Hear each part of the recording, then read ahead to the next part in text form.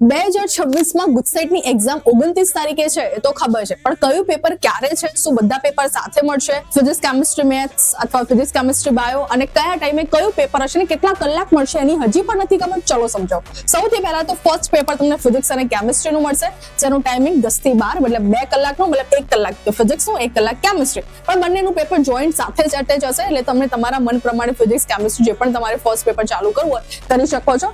કેટલા માર્ક્સનું હશે? 80 માર્ક્સનું હશે. ને કેટલા કલાક મળશે? 2 કલાક, મતલબ 40 માર્ક્સના ક્વેશ્ચન માટે 1 કલાક. એ રીતે તમારે બાયફર્ગેશન કરવાનું હોય છે. બાયોલોજીનું પેપર હશે તમારું 1 થી 2 નો ટાઈમ, અને મેથ્સનું પેપર હશે તમારું 3 થી 4 નો ટાઈમ. કેમ અલગ રાખવામાં આવ્યું છે? તો રીઝન ઇઝ કે ઘણા બધા લોકો પીસીએમબી પણ રાખેલું હોય છે, તો એ લોકોને બાયોનું પેપર અને મેથ્સનું પેપર બંને આપવાનું હોય છે. એટલા માટે થઈને બાયોલોજીનું અને મેથ્સનું પેપરનું ટાઈમિંગ અલગ અલગ રાખવામાં આવે છે. હવે તમારે ગુજસેટની ફ્રીમાં પ્રિપેરેશન કરવી છે? અરે દોસ્ત, યુટ્યુબ પર આપણા ફ્રી સેશન ચાલુ થઈ ગયા છે.